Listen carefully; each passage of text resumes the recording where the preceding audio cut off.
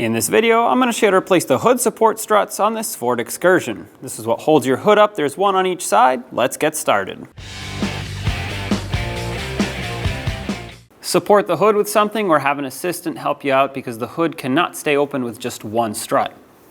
At the bottom of the strut, you'll see that it has a little metal clip. Take a pocket screwdriver, pick, or a regular flathead if that's what you have, and lift this up.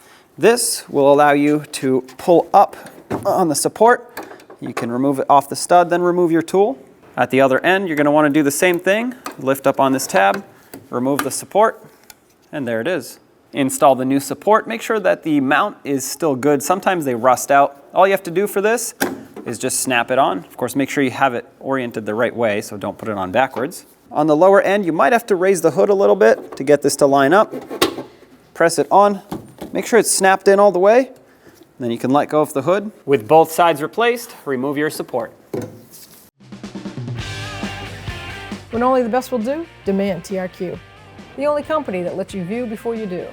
TRQ is committed to offering the highest quality aftermarket auto parts that are engineered for peace of mind. Thanks for using and viewing with TRQ.